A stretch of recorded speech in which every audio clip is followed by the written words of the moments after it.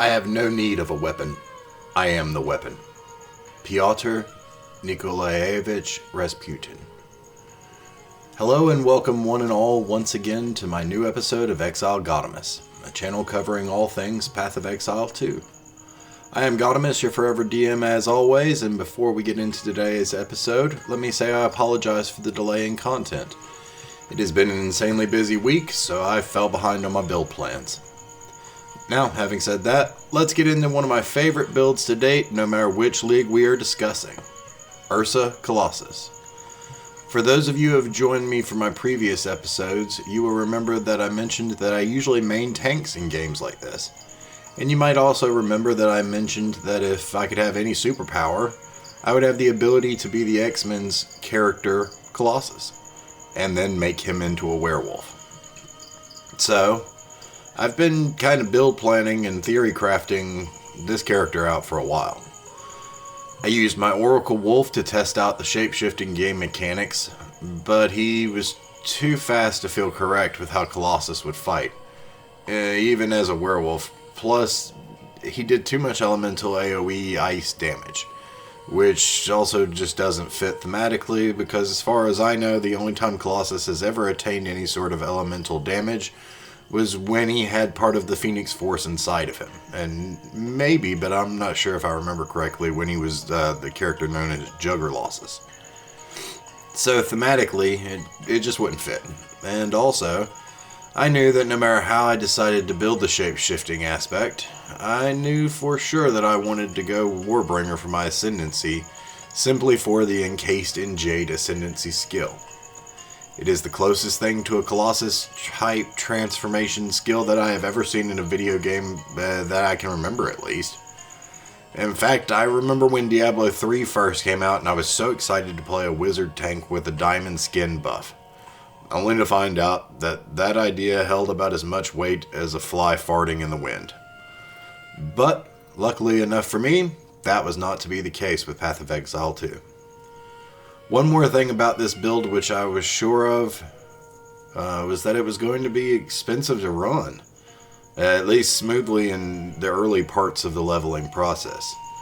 Good low-level items can escalate quickly in cost, very quickly actually, but without good gear I wasn't sure I would be able to make the build flow and function in the manner that I wished.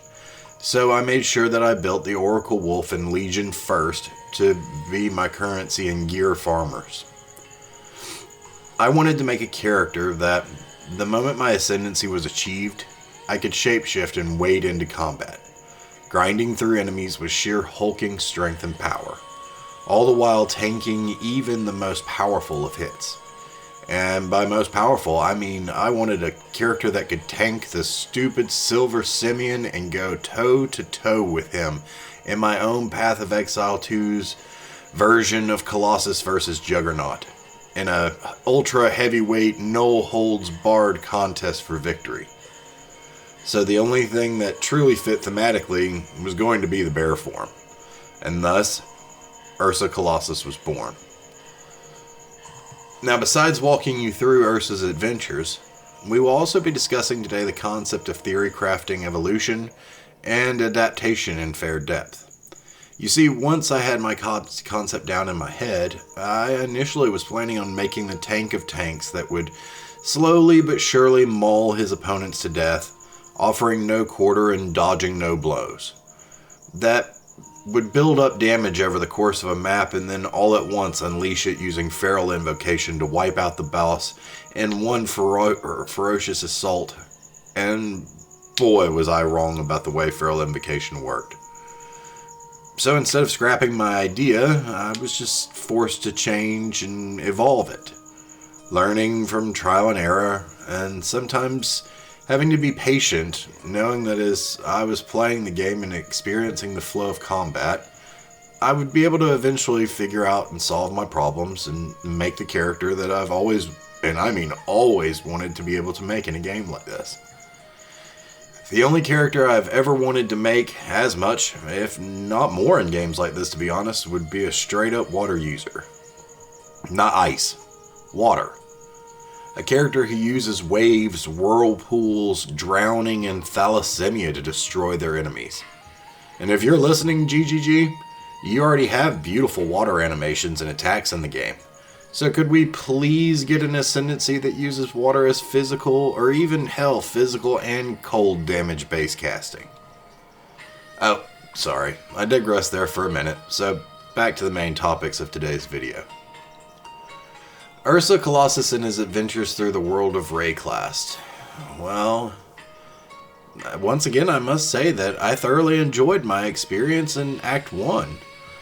The story and level design, as always, was just fucking fun to play, in all honesty. And this time I was getting another brand new experience on top. I was getting to play the Werebear. I have to say that Maul did feel wonderful in the early game, and Ferocious slammed it as well. On weapon set 2, I also equipped a one-handed mace and a shield because in this game, I don't think there's a single defensive skill as powerful as Rey's shield from nearly right off the bat. I would use my bear form with pretty decent gear for the level and wade into combat absorbing hits as long as I was able to, and then when I knew there was something I couldn't handle face tanking, I would activate Rey's shield and I'd be ready to go. Also, on a side note, shield dash is an amazing skill. Especially considering how long I knew it was going to take me to get Rampage, it seemed like an ideal option to give me a little bit more mobility. So, thematically, I figured this was about as close as I could get. And honestly, I was able to fight my way through Act 1 smoothly. Far smoother than any character I've made so far in this game. And while I acknowledge that the fact that I was using stored up gear that had been farmed by my other characters and currency to facilitate the leveling process, the fact is that this is not the first character I've used this system to help create, just like most of us do, and yet when I say smooth, I mean smooth. When I fought Count Geonor in our epic one-on-one confrontation, I turned into bear form for offense, chased him down with my shield when needed, and used active block for absolute defense when I was worried about his one-shot kill moves. And you know what? I went toe-to-toe with him. No dodging, no avoiding, and only one health potion in like a minute-plus long fight. And honestly, that was only because I was testing Ursa's defense threshold. Was it the fastest kill in the world? No. But that's not what this character was designed to do. And what it actually was designed to do is to basically say, forget all the superpowers that the enemy has and everything they're doing and all their game mechanics. I'm going to face tank whatever you do so hard that I just don't care less. That's what my hope was, and that's exactly what Ursa Colossus did. So, into Act 2, I moved, and with it came the thing that we need to discuss the most in this video. My Ascendancy trial and the encased in Jade skill that came with my Ascendancy. It was the prime target for what I was after for thematic purposes. Once again, I was dreading the trials as a melee character, but also once again, just like with my Oracle Wolf, the bear's skills were simply too good. And with some luck on the room rolls that I got, I passed the trials this time on the first try. That single moment in the game was the one point in the game that I was mostly concerned about. Especially as far as like feeling the sense of getting the build to come online.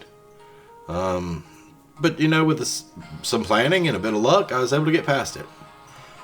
And like the clouds giving way to the sun, suddenly the future and viability of this build were unlocked in all their glory. Now, for anyone unfamiliar with Encased in Jade skill, let me give you a basic synopsis. If you have a lot of HP, it will give you a temporary shield on cooldown with a substantial amount of guard when you activate it.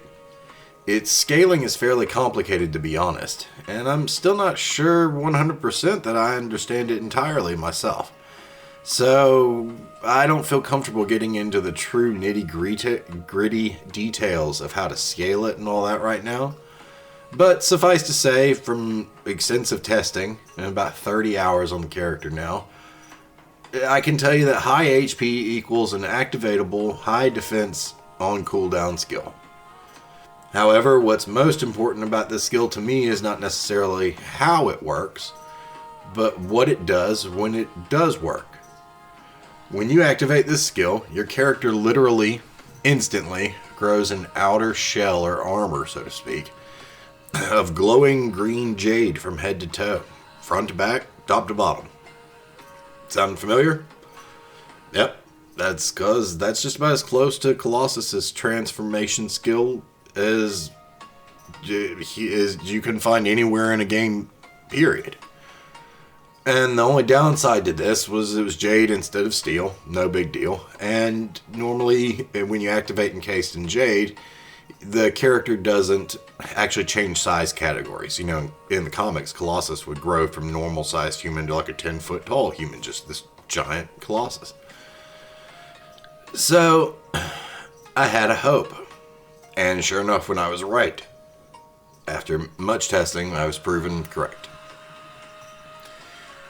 When you use Encased in Jade, and then you activate your bear transformation, you grow and turn green, and now you are a straight up jade bear, a melee brawling 10-foot tall giant armored with naturally glowing stone armor that could tank hits with the best of them, even without a shield.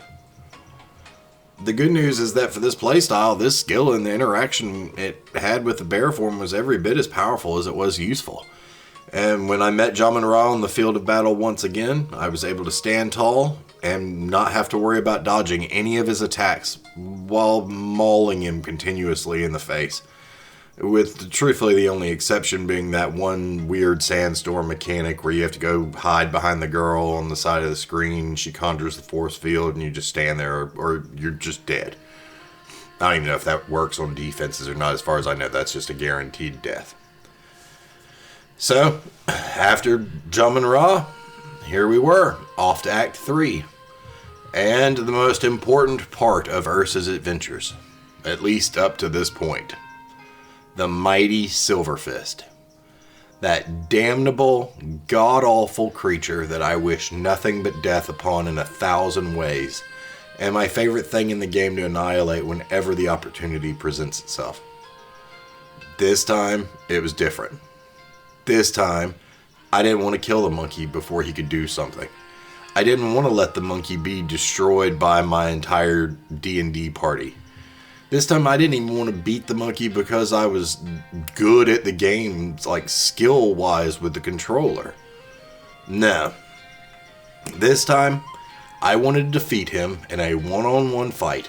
No holds barred, no dodging, no stopping, no crazy super-powered elemental effects.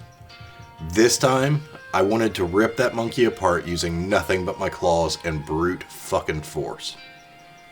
I went in nervous, pressing record to make a short clip in the off chance that what I did had indeed succeeded, yet all the while preparing myself for failure. I knew that I had been tanking everything so far in the game up to this point with very little issue, but nothing in this game up to this point, and very few things after this point, ever hit you as hard in one shot as the mighty Silver Fist. That blasted, most hated of enemies.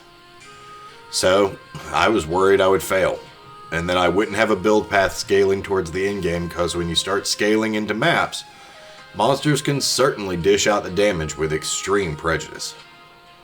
So, right after pressing record, I ran in and immediately put up my Encased in Jade werebear form, knowing the next 2 seconds were do or die for my character as surely as if I was playing in hardcore mode. Then, with a big wind-up swing, and the telltale glowing red aura, boom, came that massive stone pillar, straight down on top of my shiny, green, bear skull. And let me tell you, not a fucking crack. Not one fucking dent. In fact, it barely touched my energy shield, let alone my life. Dopamine flooded my brain, and euphoria set in, and I let my sheer hatred for the monkey take over. And so there was nothing left to do but head straight into his deadly barrage, continuously mauling him over and over, doing noticeably low, but still noticeable amounts of damage. All the while taking swing after one-shot swing straight to my shiny dome. Never quitting my assault, never giving that fucking monkey 1 inch to breathe. No matter what attack he brought to bear, and almost all of which would have one-shot nearly every other character I've ever made. Not one attack could break through. Ursa stood strong and ripped that monkey apart piece by piece, little by little, till he emerged victorious and dominant over his dead foe, triumphant and glorious in carnage-soaked splendor. Roaring to the heavens in primal unleashed fury, Ursa Colossus had claimed the forest as his own, and before him all would be plowed into the earth by his jade-encrusted talons. By the time I got to Doriani, the build was feeling better than it ever had, and so once again I bulldozed my way through, grinding like a giant auger straight into his elemental attacks, and taking down the armored mech that he transforms into and pilots with my own armored giant, mauling and slamming my way to total and absolute glory. Now it was time for Act 4, and as usual, this was my favorite act in the game, though I will admit that Act 1 is still close. I immediately dove in as fast as my slow bare paws could carry me, and some things occurred here that I definitely think are worth noting, and this spurs us on actually to our second real point of conversation for this episode: changing and adapting to builds and playstyles. Like I said previously, when I initially came up with a thought in my head about what abilities I wanted Ursa to use, I was dead set on having Feral Invocation being one of my primary bossing DPS skills. I had tested it with Cross Slash on my Oracle Wolf, and had fallen in love with said interaction on the Wolf. And so I figured if it worked so well on Cross Slash, why wouldn't it work well on my Furious Slam? And here's where I had made a fundamental disconnection with the image in my head and how the programming of the game actually works. I believe I've mentioned briefly in a previous episode, but just in case I didn't, let me go ahead and say now that I play on PC with an Xbox controller, because my hands simply don't work the way they used to, and WASD movement is mechanically impossible for me.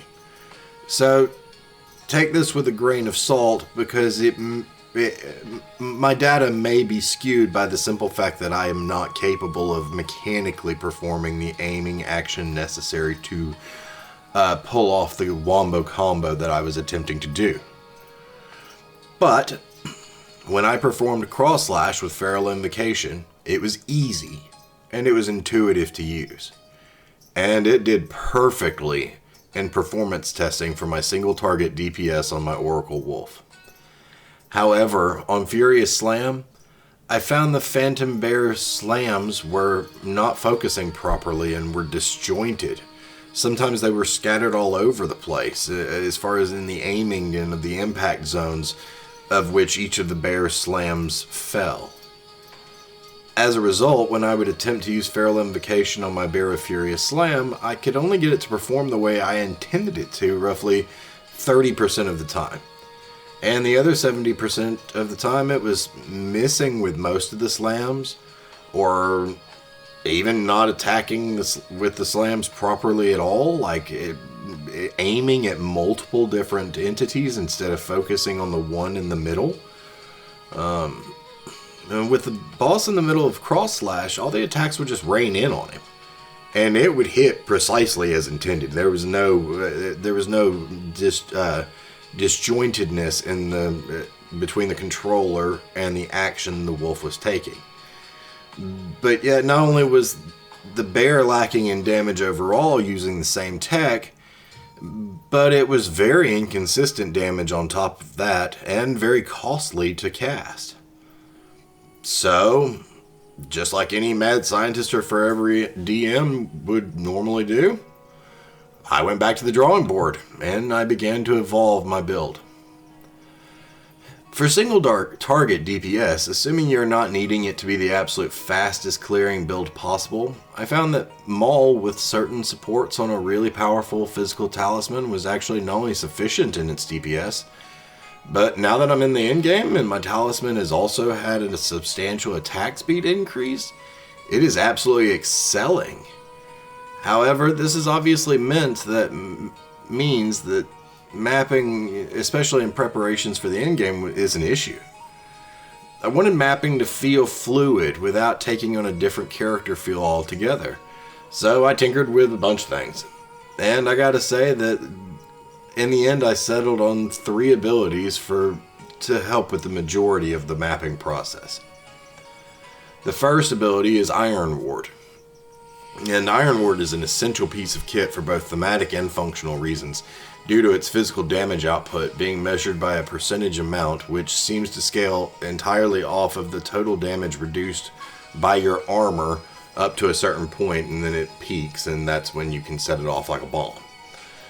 With the right supports, this skill does an amazing job at one-button screen clears on the little tiny minion mobs that run around, and can, with its extreme like shockwave impact, it can floor a room of full large mobs at least long enough for the other mapping skills to take effect. This second skill in the endgame for mapping purposes I discovered a large use for is Herald of Ash.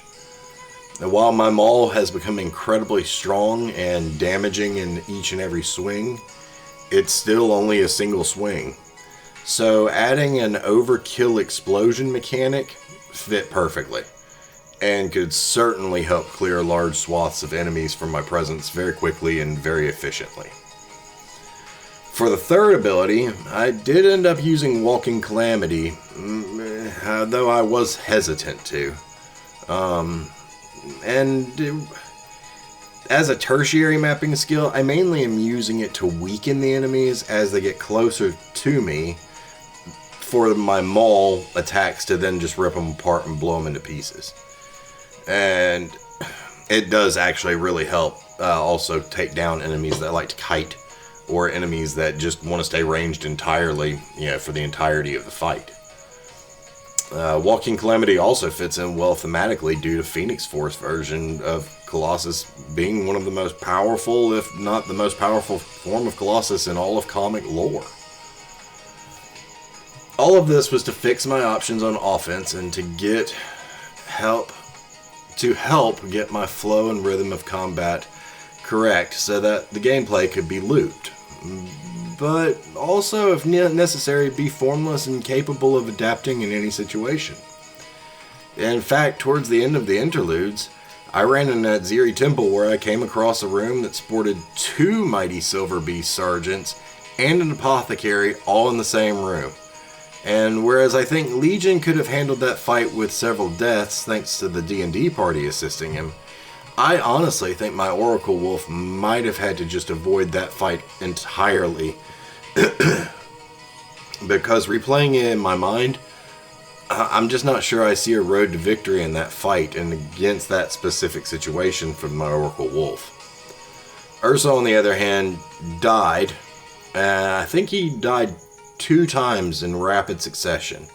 Once after I had nearly killed everything, and then once as I was running back in, I just got distracted thinking about the fight at hand and shock and awe of fighting 2 of the damn Silver Fists at once, which is something I've never done before. And in those few seconds, I think, is when that second attack killed me. Just one-shot me. I had no defenses up or anything. And then when I loaded back in the third time, I was now prepared, and boom, I just wiped it out and then finished him off. And the rest of that Ziri Temple was perfect. So, suffice to say, evolution takes forms in both offensive and defensive ways. While my offense had to completely rework the skills that I was planning on using, on defense it wasn't the skills that I needed to rework, It was the gear that I needed to find and utilize in order to evolve my line of thinking. I had planned on using just a badass shield and not caring about my weapon in my second weapon set, my offhand. Simply because I just was planning on using the shield for that raised shield activatable skill. But once I began the end game, I had two things occur that would fully bring my absolute defensive strategy online. The first was the discovery of the unique mace, whose existence actually I discovered today, called the Seeing Stars Marching Mace, which is an item that makes any sort of cast on skill highly effective. It doubles the energy generation for them. And the second thing was something that I found a while back, but I never really used, and I found it actually in last patch, and that was the Oaken Guard unique shield, which currently, as far as I know, is the only cast on block skill located anywhere in the game. It's the only possible way to make it work. When combined into weapon set 2, they gave my nearly impregnable defense generated from active block a whole new element to them. By equipping an ice wall and thunderstorm skills into my shield, my absolute defense also grew teeth and now had hard counterattacking capabilities, which when used on, say, a charging boss, would spawn and blow up so many times and in such rapid succession that they would actually deal, the ice walls would deal a fairly considerable amount of DPS passively simply by blocking. Also, if you remember how I mentioned that shield dash was an amazing skill, well, if you have a cast on block and you shield dash, anything that hits you while you're running will activate the shield. So you'll be running and ice walls and thunderstorms will literally be popping up around the screen as you are moving past things from them actively trying to hit you and harm you. So, in the end, offense and defense work hand in hand to give Ursa a very balanced attack with great bossing and good mapping, all the while having superb defense. By the time I got to the end of the endgame and was ready to see the full extent of how the build had turned out, I was honestly shocked at the progression that I was able to take. I went into the endgame yesterday, confident in how strong my character was, and so I decided to jump straight into tier 3 maps that I had juiced a fair amount, at least enough to get 2 tablets in. I ran 2 maps at this level and blew through them so insanely easily that I jumped straight to T5. And I remember thinking last night that when I stopped playing, that if I could farm T5 maps for a little while, I'd be very, very happy. That was a lot faster than I had progressed with any other character I've made to date. However, after getting a good night's sleep and waking up fresh and early and getting some coffee in me, I ran my 2 T5 maps, and they were easy. And then I ran my 2 T7 maps, and they were easy. And then I ran 2 T10 maps. And that was at least a little bit of a challenge. But all of them were partially juiced so I could apply my tablets. And for those tablets, I actually went with irradiated and abyss maps. And on the completion of the second T10 map, I stopped. I put down my controller because I knew it was time for me to settle down and start writing the story for today's episode. Never once in my life did I ever think that in my wildest dreams, one of the characters that I most wanted to play theoretically would be made possible to play in Path of Exile 2. And this has occurred in early access, no less. I cannot state enough times how impressive this game is in my opinion. Nor can I stress enough the sentiment of hoping and wishing for more people to get to experience it. At the end of the day, so far in this league, I have made a melee damage brawler, a walking D&D party, and now a tank strong enough to sail easily into the late stages of endgame. And yet that familiar urge is already starting to hit me. That itch is starting to need to be scratched. And so I think tomorrow, I'm going to take a day off. and I'm going to spend the day playing all 3 of the characters that I've currently built for this season. Just have fun and enjoy. Hell, maybe I'll push for beating Arbiter and Uber Arbiter tomorrow. We'll have to see. But I'm planning on just taking some time and really having some fun tomorrow with all 3 of the current characters. Then after the next day, it'll be back to it. We'll be theory crafting and on our path to character creation once again. I honestly don't know yet whether I plan on playing a blaster style character this league, or maybe something like an archmage of some sort, or being a forever DM if I want to play a Draco Lich next. Either way, it's going to be fun to play. And as always, my hard part is not figuring out if I'm going to play or what to play. It's what am I going to play next, and how am I going to find time to play everything that I want to. But you know what? No matter what I choose, my adventures will continue to occur, my brain will continue to storm, and my builds will continue to evolve.